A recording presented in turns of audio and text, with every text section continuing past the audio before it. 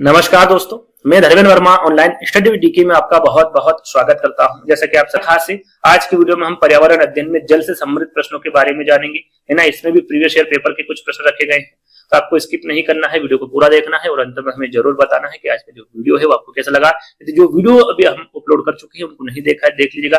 कुछ practice sets भी हमने 150 प्रश्न के दिए हैं, तो उन वीडियो को भी देख लीजिएगा, है ना। तो शुरुआत करते हैं।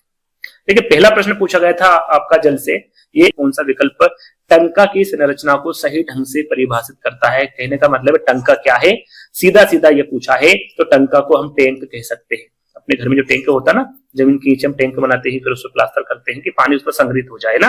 तो टैंक आपको समझ में आ गया, तो विकल्प जो दिए हैं उसमें आप आसानी से आंसर लगा सकते हैं कि भैया पीने के उद्देश्य के लिए छतों से एकत्रित वर्षा जल के भंडार के लिए भूमिगत एक प्रकार का टैंक होता है। पहला वाला विकल्प ही आपको क्या होगा, सही होगा। चलिए अगला प्रश्न। पानी को इस प्रकार भी जाना जाता है, किस प्रकार जाना जाएगा भैया, किस नाम से जाना जाएगा पानी को? सार्वभौमिक समाधान के नाम से, सार्वभौमिक विलायक के नाम से, जादुई विलायक के नाम से, या फिर जादुई समाधान के नाम से। तो पानी जो होता है भैया, वो किसी भी अन्य तरल पदार्थ की तुलना में ज्यादा पदार्थों को घोल सकता है। जो अन्य तरल पदार्थ है उसकी तुलना में बता रहा हूं कि पानी सबसे ज्यादा चीजें घोल लेता है, तो इसे सार्वभौमिक विलायक कहते हैं। क्या कहेंगे इसको? सार्वभौमिक विलायक कहेंगे। याद रखेगा, इंपोर्टेंट है ये आपके। अगला प्रश्न।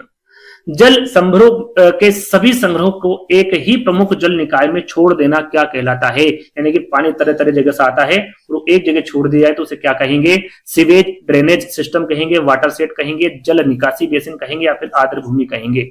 उसे क्या कहेंगे? तो याद रखिएगा, उसे जल निकासी बेसिन कहेंगे। क्या कहेंगे? उसे जल निकासी बेसिन कहेंगे। जल संभर क्या होता है ये आप जान लीजिए। जहां बारिश या पिघली हुई बर्फ का पानी नदियों, नहरों और नालों से बहकर एक ही जगह इकट्ठा होता है, उसे क्या कहा जाता है? जल संभर कहते हैं। याद रखिएगा। और जब इसको छोड़ा जाता है तो उसे जल निकासी बेसिन कहते हैं, है ना। क्या कहते हैं? उसे जल निकासी बेसिन कहते हैं। याद रखिएगा। तीसरा वाला प्रश्न आपका सही रहेगा। और यदि जब इसको पानी को छोड़ देते हैं फिर वो कहां पर जाके मिलता है? तो बड़ी नदियों में जाकर मिल जाएगा, है ना। सरोवर में चला जाएगा, सागर में, महासागर में, दलदली इलाके में, यहाँ जाके वो इकट्ठा हो जाएगा। तो राइट आंसर आपका क्या होगा? यहाँ पर तीसरा वाला होगा। चलिए अगला प्रश्न। भारत सहित कितने देशों में उप समुद्री गतिविधियों को अंजाम देने के लिए पानी के नीचे के वाहनों की खोज करने में सक्षम है? भारत सहित बताना है ना, भारत के अलावा नहीं बताना है। 4, 5, 6, 7। यदि भारत के सहित हम देखें तो 6 देश है। कितने हैं? 6 देश। कौन कौन से 6 भैया, उसके बारे में भी आपको पता होना चाहिए। हम पूरे लिख देते हैं। पहले नंबर पर भारत है, फिर आपका अमेरिका है,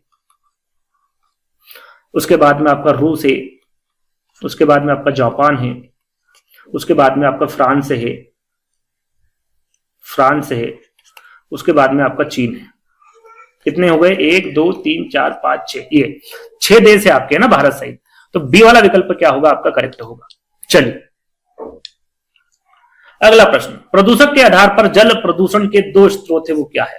प्रदूषक के आधार पर जल स्रोत के 2 प्रमुख स्रोत आपको बताना है। प्राथमिक स्रोत और द्वितीयक स्रोत, स्थायी स्रोत, अस्थायी स्रोत, ग्रामीण स्रोत, शहरी स्रोत, बिंदु स्रोत, या फिर गैर बिंदु स्रोत। कौन सा होता है? हमेशा याद रखिएगा, प्रदूषक के आधार पर जल प्रदूषण के 2 स्रोत बताए। कितने? 2। पहला है आपका बिंदु स्रोत और दूसरा है आपका गैर बिंदु स्रोत, जिसे बिखरे हुए स्रोत भी कहा जाता है। तो डी वाला विकल्प आपका सही होगा। अब बिंदु स्रोत क्या होता है? यहाँ एक पाइप या फिर चैनल होता है जिससे औद्योगिक सुविधा या शहर के जो सीवरेज सिस्टम होते हैं उससे पानी निकलता है। इसको कहते हैं बिंदु स्रोत, है ना। अब बिखरे हुए स्रोत या फिर गैर बिंदु स्रोत क्या होते हैं आपका? तो ये होता है, यह एक बहुत बड़ा और अप्रतिबंधित क्षेत्र होता है। यहाँ पर आना जाना मनाही होता है, जहां से कई तरह के जो प्रदूषक जल निकास निकाय में प्रवेश करते हैं, जैसे कि कृषि क्षेत्र में, है ना। ये गैर बिंदु स्रोत से कहा जाता है। 4th वाला विकल्प आपका सही होगा। चलिए अगला प्रश्न। यदि कोई व्यक्ति प्रतिदिन साबुन से स्नान करे तो निम्नलिखित में से कौन सी बीमारी जिससे अंधापन और अन्य दृष्टि की समस्या हो सकती है को फैलने से रोका जा सकता है? देखिए, यहाँ पर एक प्रश्न और बन रहा था कि साबुन के रोज रोज आप प्रतिदिन साबुन नहीं लगाएंगे तो उससे कौन सी बीमारी हो सकती है? तो अंधापन या फिर अन्य दृष्टि की समस्या हो सकती है। तो बीमारी कौन सी है या फिर किसको फैलने से रोका जा सकता है? यक्ष्मा को, काला अंजारी को, डेंगू को, या फिर ट्रेकोमा को? किसको? तो ये होगा आपका ट्रेकोमा। ट्रेकोमा एक प्रकार की आंख की बीमारी होती है ना। और इसको त्राकोमा भी कहा जाता है। याद रखिएगा, है ना। त्राकोमा यदि विकल्प में आ जाए तो याद रखिएगा, है ना, एक प्रकार की आंखों की बीमारी होती है। तो डी वाला विकल्प आपका करेक्ट होगा।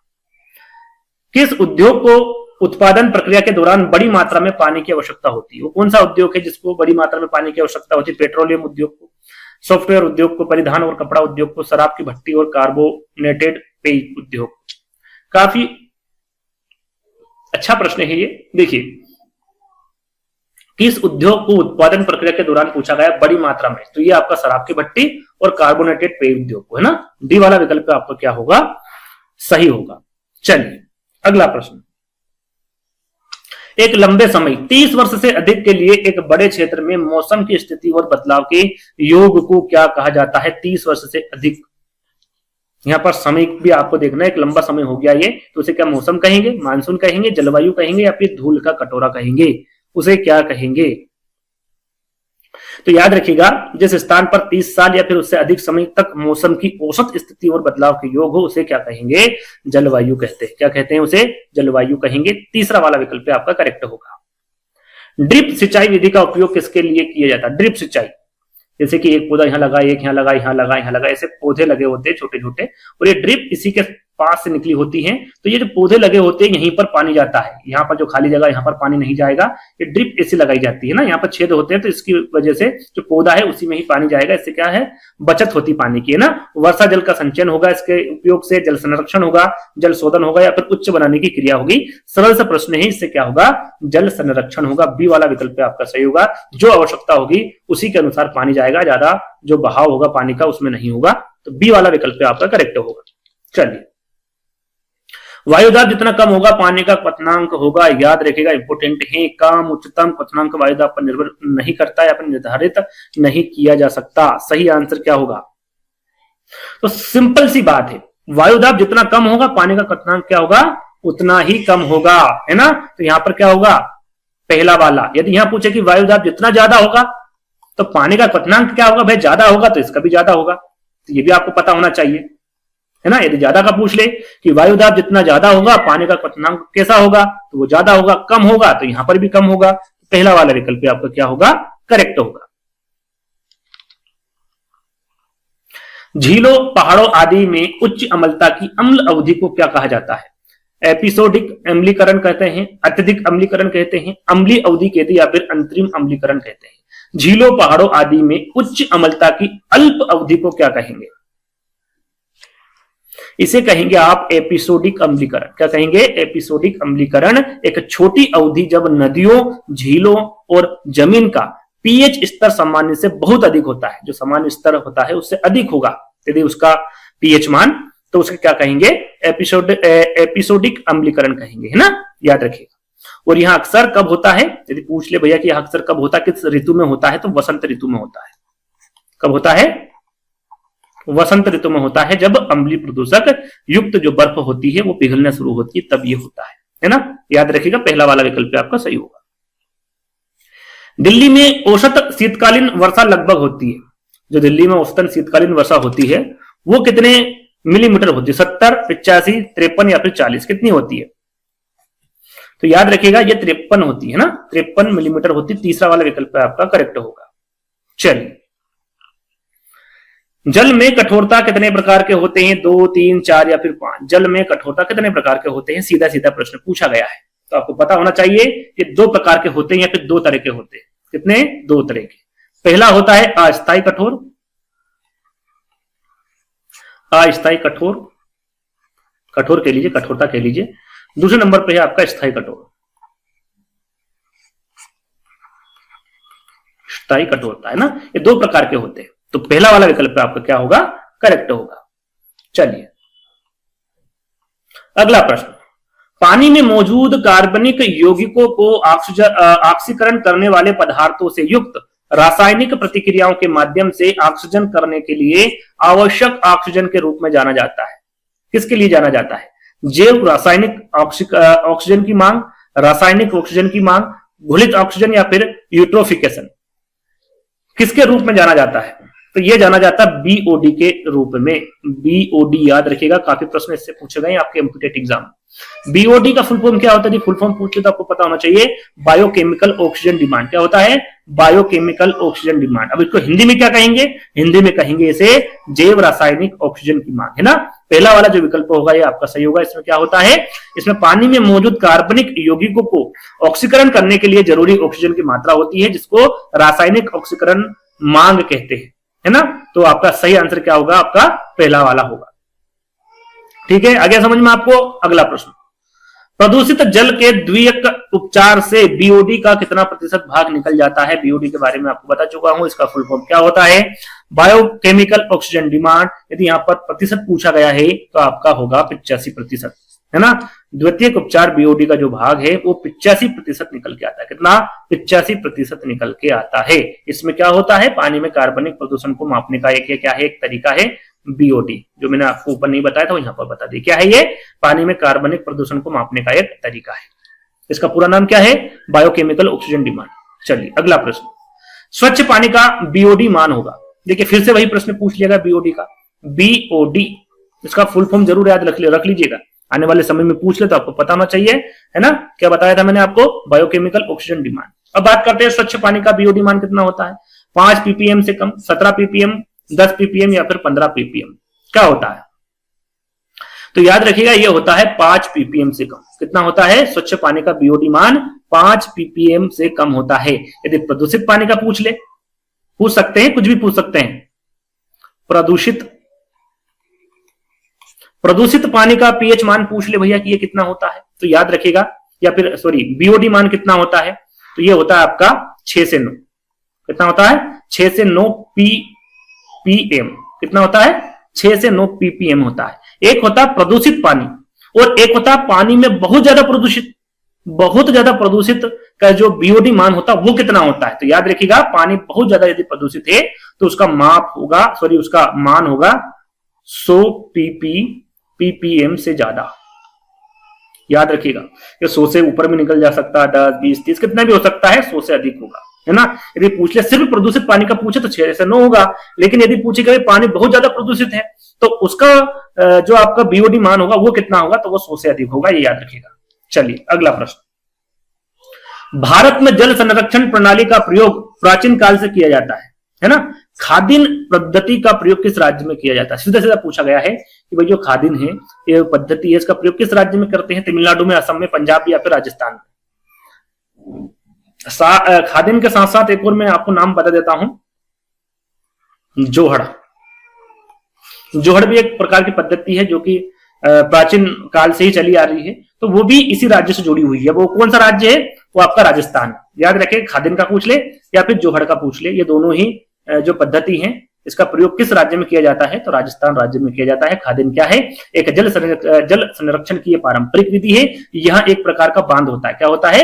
एक प्रकार का बांध होता है जो भारत के राजस्थान राज्य में कृषि के उपयोग के लिए लाया जाता है। और याद रखिएगा, इसको धोरा भी कहते हैं, मतलब इसका अन्य नाम क्या है? धोरा। यदि खादिन ना देते हुए धोरा दे दे तो भी आपको पता होना चाहिए ये राजस्थान का ही है। जैसे कि जोहड़ की मैंने बात की, भाई जोहड़ क्या है?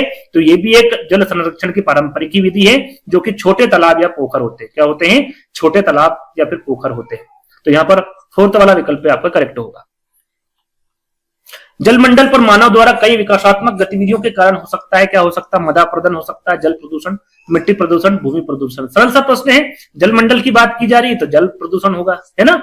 यहां पर जो बी वाला विकल्प होगा ये सही होगा, जलमंडल से जल प्रदूषण होगा। बी वाला विकल्प आपका करेक्ट होगा। चलिए, फाल्कन मार्क के अनुसार पानी की कमी तब होती जब, इनके अनुसार भैया पानी में कमी कब होगी? पानी की उपलब्धता 1000 क्यूबिक मीटर प्रति व्यक्ति प्रतिदिन से कम है, पानी की कोई कमी नहीं है, बाढ़ है, अगर पानी की उपलब्धता प्रति व्यक्ति प्रतिदिन 1000 क्यूब मीटर से अधिक है, कम है या फिर अधिक है, इन दोनों में से आंसर बताइए क्या होगा। इसका सही आंसर होगा आपका पानी की उपलब्धता 1000 क्यूबिक मीटर प्रति व्यक्ति प्रतिदिन से कम है यदि, तो फाल्कन मार्क के अनुसार पानी की वहां पर क्या है? कमी है ना। तो पहला वाला जो विकल्प है आपका करेक्ट होगा। चलिए अगला प्रश्न, यानी कि यहां पर जल संकट आ सकता है, जल संकट की स्थिति बन सकती है, इसका मतलब यह होता है। चलिए अगला प्रश्न, पानी पंचायत आंदोलन की शुरुआत किसने की थी? पानी पंचायत, अच्छा प्रश्न है। विलास राव सालुखे, मनोहर दास, अलमारुइया या फिर राजेंद्र सिंह? तो पानी पंचायत आंदोलन की बात की जा रही है, तो ये विलास राव सालुखे द्वारा इसकी शुरुआत की गई थी। कब की गई थी? सन यदि पूछे तो 1974।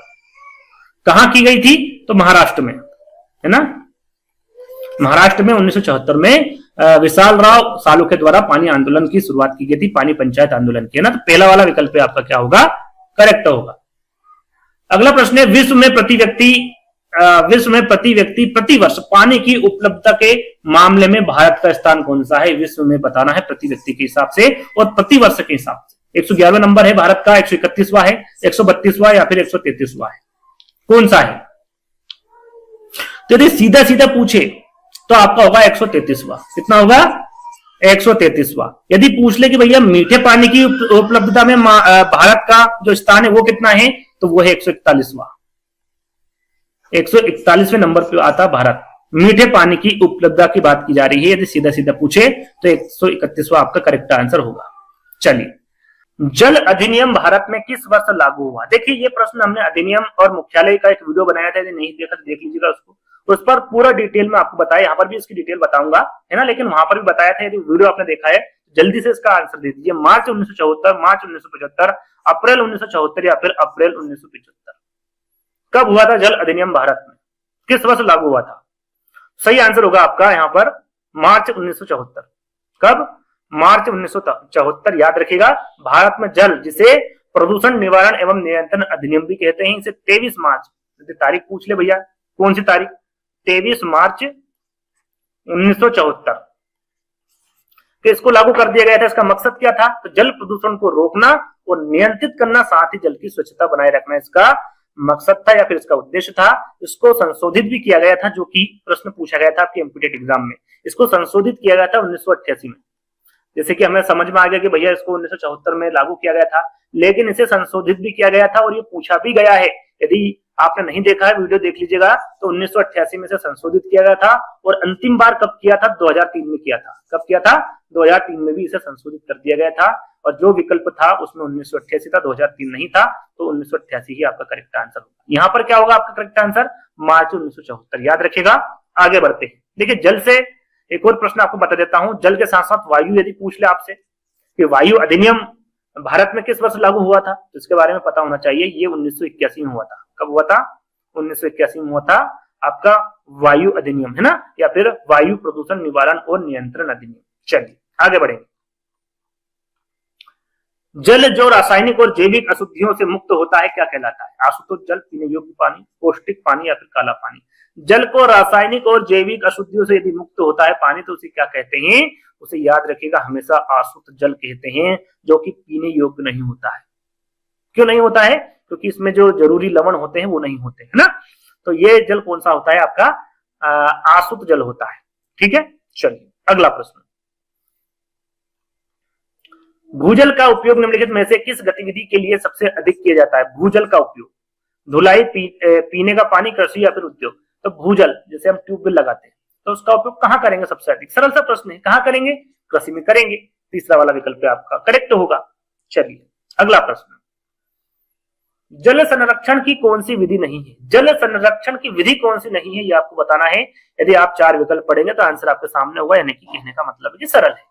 बांस टपकने वाली सिंचाई प्रणाली, इससे क्या जल संरक्षण होगा? नहीं होगा। पहला ही विकल्प आपका सही होगा, यानी कि भूजल निष्कर्षण, कुंडस, पानी की बर्बादी से बचना, ये सभी जल संरक्षण की विधियां हैं। तो कौन सी नहीं होगी? तो पहला वाला विकल्प आपका करेक्ट होगा। निम्नलिखित में से कौन सा भारत का पहला प्रमुख जल विद्युत उत्पाद केंद्र, जिसे हाइड्रो इलेक्ट्रिक पावर स्टेशन भी कहते हैं, वो कौन सा है? शिवना समुद्र hydro electric power plant, Bansagar hydro electric power plant, Loktak या फिर हीराकुंड?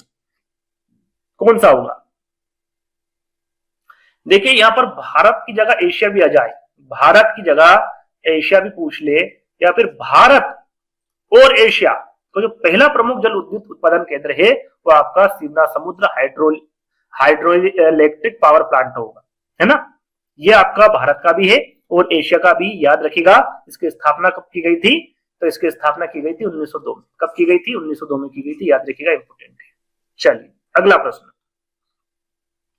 सामान्य जल की अपेक्षा सीवेज जल का तापमान होता है, जो सीवेज जल होता है उसका कितना होता है सामान्य जल की अपेक्षा? थोड़ा कम होता, थोड़ा ज्यादा, सामान्य या फिर बहुत ज्यादा, कितना होता है?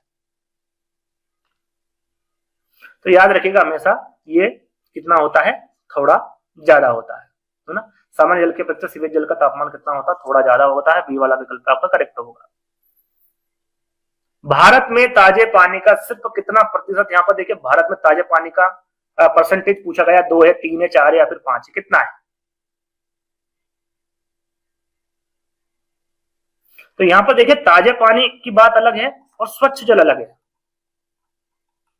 दोनों अलग अलग है ना। तो ताजे पानी की बात करें तो वो होगा आपका 4%, लेकिन स्वच्छ जल की बात करें कि भाई स्वच्छ जल कितना है भारत में, तो वो है आपका 3%। कितना है? 3% है। और यहाँ पर ताजे पानी की बात की जा रही है तो आंसर आपका क्या होगा यहाँ पर? 4% होगा। तीसरा वाला जो विकल्प होगा वो आपका यहाँ पर करेक्ट होगा, है ना। चलिए, पंपिंग के कारण भूजल की सतह का कम होना क्या कहलाता है? पंपिंग का मतलब हम जो ट्यूबवेल होती है उसमें जो मोटर डालते हैं ना, उसको आप पंपिंग कह सकते हैं, पंपिंग को मोटर कह सकते हैं, है ना। तो इसके कारण जो भूजल की सतह का कम होना क्या कहलाता है? निष्कासन, टपकना, सूखा या फिर ट्रिब्यूट, क्या कहलाता है? ट्रिब्यूट लिखा हुआ है ना ये। तो पंपिंग के कारण भूजल की सतह का कम होना क्या कहलाता है भैया? तो निष्कासन कहलाता है। क्या कहलाता है? निष्कासन। और आम कारण क्या है? भूजल की कमी का सबसे आम कारण क्या होगा? तो जमीन से पानी को बार बार निकालना, ये आम कारण होता है। और हम पानी को पुनः उत्पन्न करने की तुलना में तेजी से पंप करते हैं, उस पानी को बाहर निकालते हैं, इसका परिणाम क्या हो रहा है? भूजल की खतरनाक कमी हो रही है। तो सही आंसर क्या होगा? यहाँ पर निष्कासन होगा। अगले प्रश्न की ओर चलेंगे। अगला प्रश्न है जल संकट का समाधान है, क्या है भैया? वर्षा जल संग्रहण है, संरक्षण है, कृत्रिम वर्षा है, प्राकृतिक वर्षा या फिर भूजल का दोहन है? क्या है? सरल सा प्रश्न है। वर्षा जल का हम संग्रहण करेंगे, जल संकट नहीं होगा, यही समाधान है। तो पहला वाला विकल्प क्या होगा आपका? करेक्ट होगा।